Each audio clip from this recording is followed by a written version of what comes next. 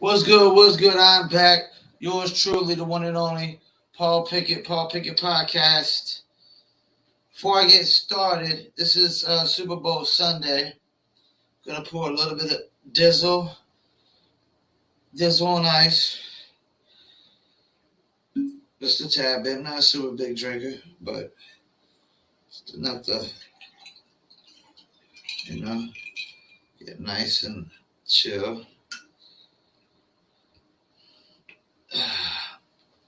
I want to thank y'all for tuning in. For anybody that's tuning in, don't forget that this podcast is sponsored by Promo Palace LLC at promopalace.biz. If you need online marketing promotion for your music, product, brand, or service, please check out promopalace.biz.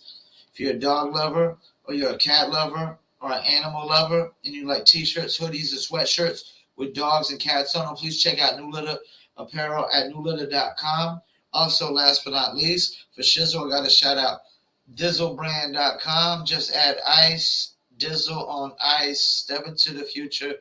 Do you Dizzle? And I Dizzle. So, do you Dizzle? I Dizzle. Here we go about the Dizzle.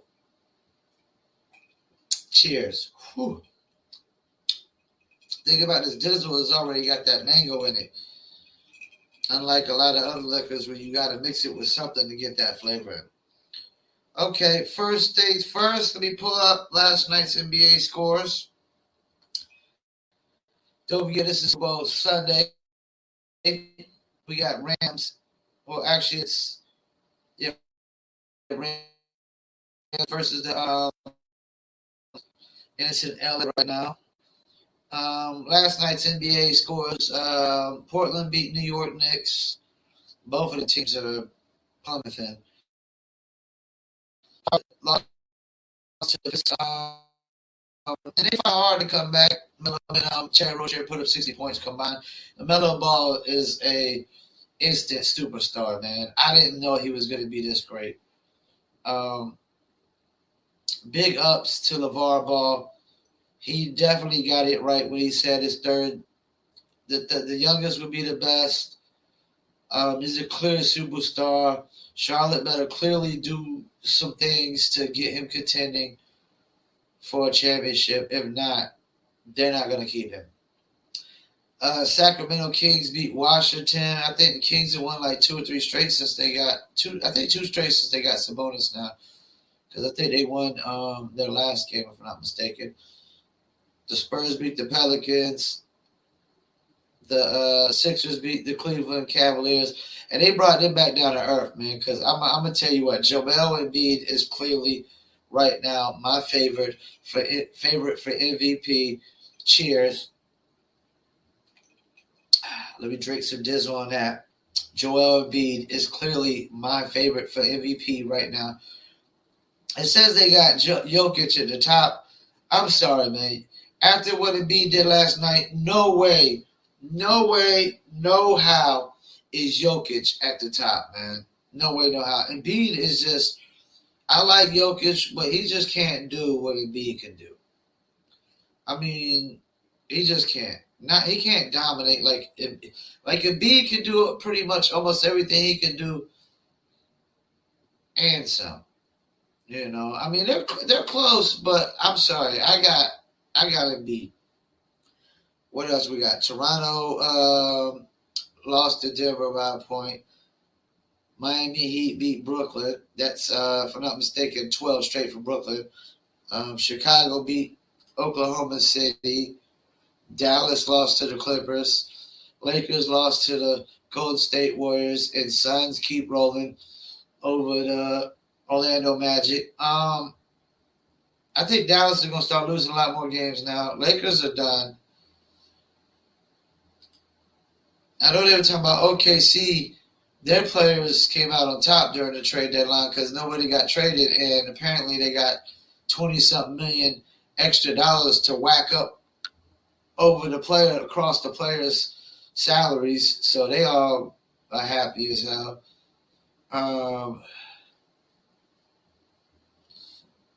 Let me see here. What else? Anything that. All right, let me pull up these standings. Paul's Power Picks. The Triple P Paul Power Picks on the Paul Pickett podcast. Number 1. Still the Phoenix Suns. 9-1 in the last 10, 5-game winning streak. Tied for the longest winning streak right now, I think, in the NBA. Second longest. Of course, there's about 4 teams that got a 5-game winning streak. Number 1, Phoenix Suns. Number 2, Golden State Warriors. Number 3, Memphis Grizzlies. Number 4, Miami Heat. And number 5, after Cleveland's loss, and even though Chicago won, I'm going with the Milwaukee Bucks. I'm going to Milwaukee Bucks. I mean, Cleveland just looked like Darius Garland, Evan Mobley, and Jared Allen just got beasted by Joel Embiid. I mean, they don't even got James Harden playing yet. And Steph Curry's gone now. Steph Curry's gone. Drummond's gone. Danny Green had to start. So, you got 2 key minute players gone, and he clearly just manhandled Cleveland all by himself.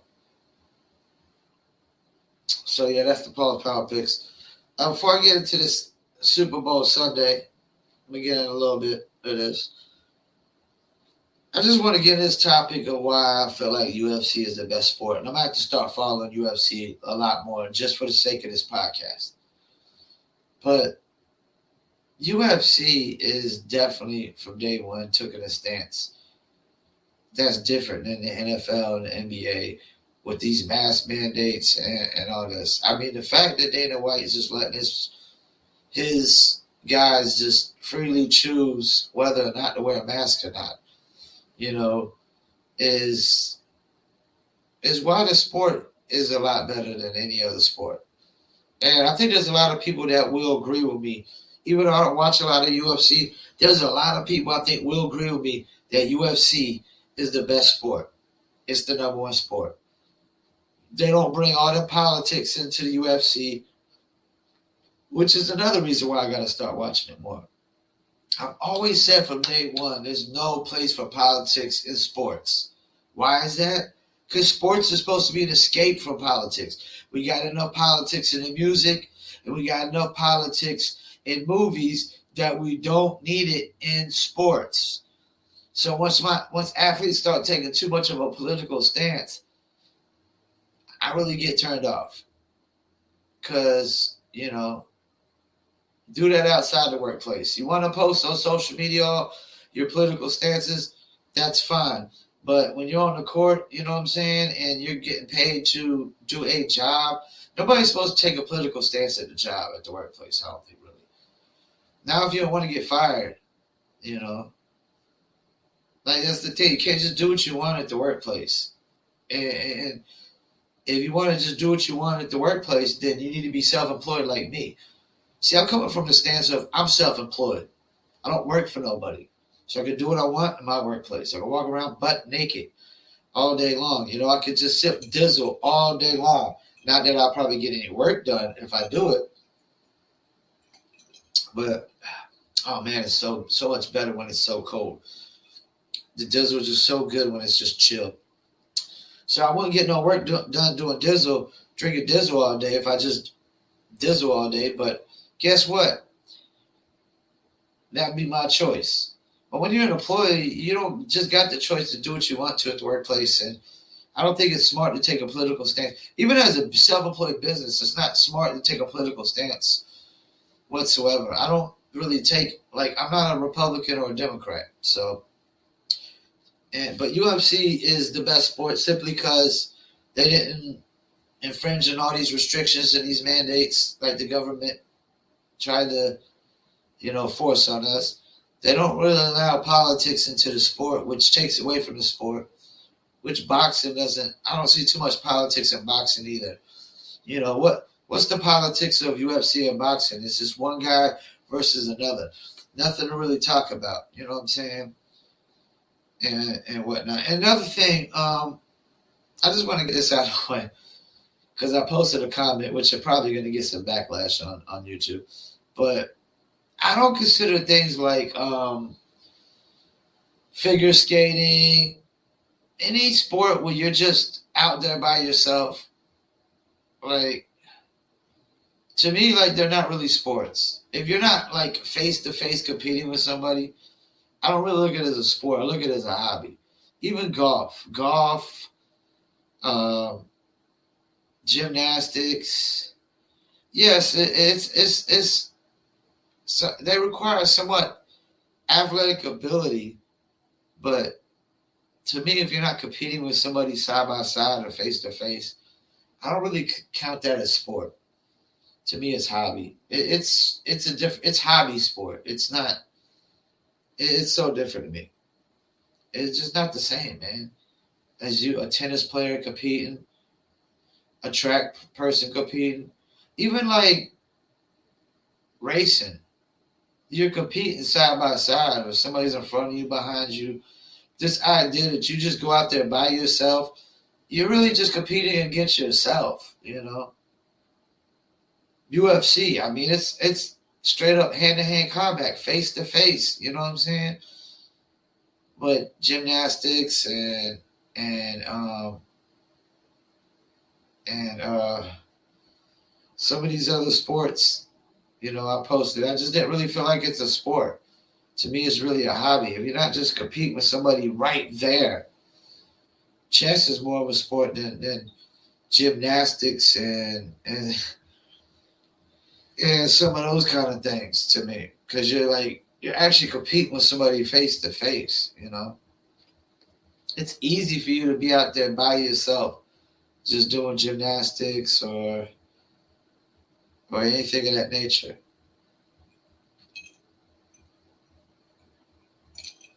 But UFC is the best sport in my mind. Even though I don't really watch it, it's the best because it puts out the best product.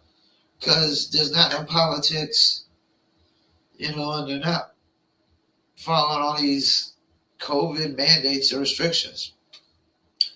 All right, let me get into the Super Bowl Sunday. And also seeing that the Buccaneers are trying to keep things open just in case Brady comes back. And if not, they're looking at maybe a Russell Wilson or a Deshaun Watson trade. I don't know that Deshaun Watson is going to be playing next year either. I mean, this Deshaun. That's the thing. This Deshaun, unless he settles, this Deshaun Watson thing could go on for years. So I don't know how that's going to play out. But we got Rams versus Bengals. Either way, whoever wins, this is a great story. I think if I got to pick who has the most to gain in this by winning, I'm going to say Matthew Stafford. Because I've just watched people just dog him out this whole season. And, I mean, what more do you got to ask from this guy besides a Super Bowl win? I mean, they bring him in to get to the Super Bowl, basically to get back to the Super Bowl and possibly win. Well, guess what? Year one, he's got him back to the Super Bowl. I mean, clearly Sean McVay knew what he was talking about, knew what he saw. Sean McVay really is. I mean, Sean McVay is the second biggest winner in here because he clearly knew that this team was good enough to get to the Super Bowl once with old boy. And the only reason, this is the thing, people will keep talking about golf got him to the Super Bowl. Bullshit. Todd Hurley got him to the Super Bowl. And defense. Todd Hurley and defense got him to the Super Bowl. But Hurley started having the injuries after that. Hurley, I think his knees went out on him. Because then he went to Atlanta. He didn't do nothing in Atlanta either. You know, when you go to a whole other team, he still ain't doing nothing. Guess what? You're done. So, first of all, Goff didn't get him to the Super Bowl. Todd Hurley did in the defense. And this year, it's Matthew Stafford, Cooper Kupp in the offense. And that's another thing. Matthew Stafford goes there, and Cooper Kupp has the single season best wide receiver year, single season best wide receiver playoff year, possibly. He might end up outdoing Larry Fitzgerald when it's all said and done. Matthew Stafford has the most to gain with Sean McVay behind him, and a strong third is Aaron Donald, man. Like, this really solidifies all three of these guys. And then for OBJ, man, I mean, this could solidify him too for any doubters. I don't know if he could be the number one guy on your team, but the number two option, yeah. Like, some people are saying this proves he could still be a number one. I don't know about that. Maybe a number two. You know what I'm saying? Behind somebody who's a very, very strong number one. I mean, for a cat like Joe Burrow and Jamar Chase, and even Joe Mixon, he's pretty young. These guys are playing with house money.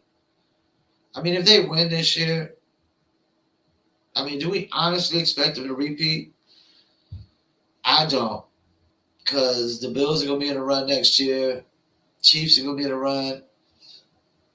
But I'm just excited that you got two teams in it that Rams haven't won in a while since Kurt Warner years. Bengals have never won. I mean, either way, this is a feel good story. Either way, you couldn't ask for probably a better Super Bowl right now. I mean, most people always just want like the Aaron Rodgers versus Patrick Mahomes or Brady versus Mahomes.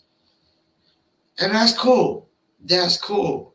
But that's what's good about the NFL is there's so much turnover and teams can get hot at the right time. You know, like the Bengals were literally did they even win the division? Let me see. Let me pull this up real quick. No, matter of fact, Bengals didn't win the division. They didn't win the division. Who won that division? Let me see. Oh, my bad. They did win the division. But they had to go through Tennessee and the Chiefs. And Pittsburgh, if I'm not mistaken.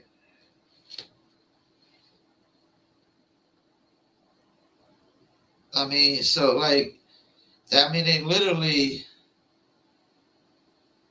nobody expected the Bengals to be where they're at the beginning of the season. Nobody. I don't even know that Joe Burrow expected it to be where they're at the beginning of the season. So this is a feel-good story. 10-7. I mean, they were literally like 3-2 in their last 5. You know, it doesn't bode well for Baker Mayfield. I can tell you that much. Doesn't bode well.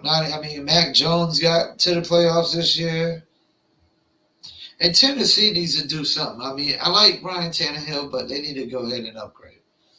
They need to upgrade if they're going to want to compete next year with Joe Burrow, Josh Allen, and Patrick Mahomes. They're going to have to upgrade.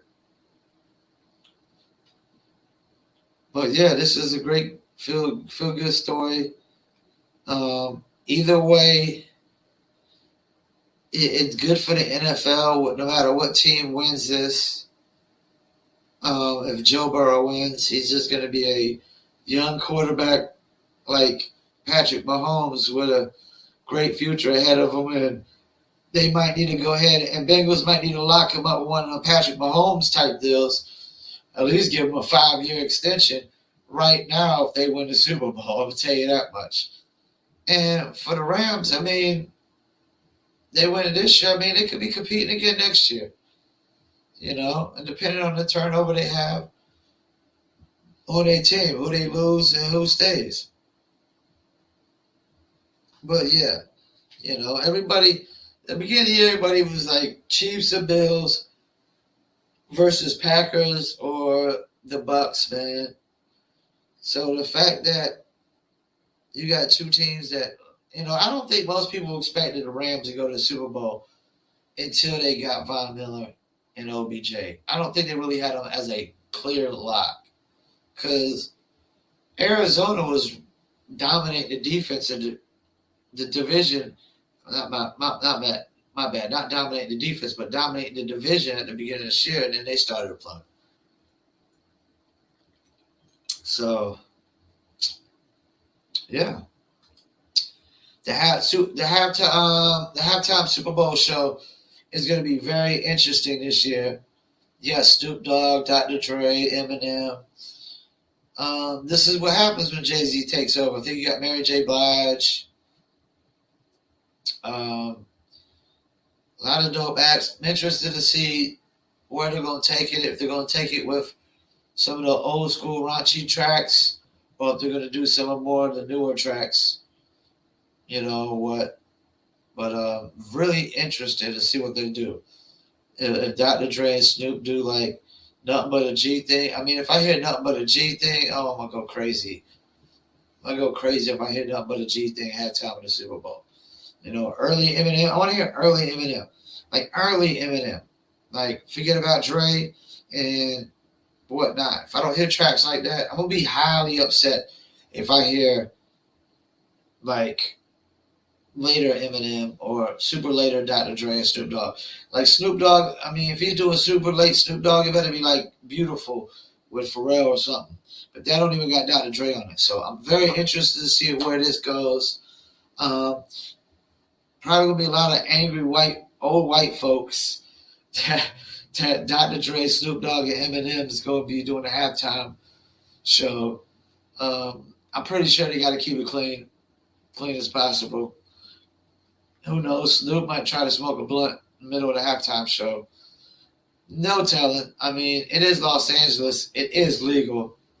Of course, it ain't legal here in North Carolina. It would be like the last state to legalize it. But yeah, man, this could be interesting. The halftime show could probably. I mean, a lot of people are excited about this halftime show to really see what it is about. And I think this is the first official year that Jay-Z's doing, the halftime show performance. Jay-Z is just, I mean, he's got his hands on everything. Everything he touches, he just really leaves his mark and his imprint on. Really does.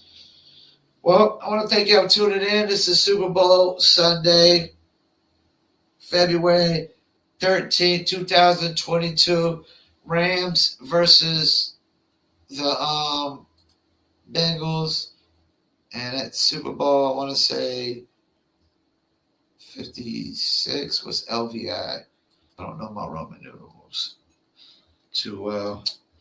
But who does? LVI is, I want to say 56. That's what I thought, 56. So Super Bowl 56. Another one about to go in the history books. Got me some chips and dip. Some cheesecake slices. I love my cheesecake slices. And got some tortilla chips with some dip ready to go. Got my Dizzle on ice. Dizzle in a cup. Do you Dizzle? I got my Dizzle. And I should be ready to go. We got exactly 6.5 hours before, I guess, they start the pregame ceremonies and shows. You figure probably by 7 o'clock, hopefully, the NFL Super Bowl game should start. Once again, I want to thank y'all for tuning in. Super Bowl Sunday, Super Bowl 56, Rams versus the Bengals. Either way, this is a good, feel-good story moment for either team, for either quarterback, either coach. May the best man win. And I'm actually going to get off here and run a Super Bowl coupon code for my clients on Promo Palace LLC at promopalace.biz. Don't forget this podcast is also sponsored by New Litter Apparel at newlitter.com. If you're a dog lover or cat lover, you like t-shirts, hoodies, or sweatshirts with dogs and cats on them, please check out newlitter.com. It's NEWLITTER.com.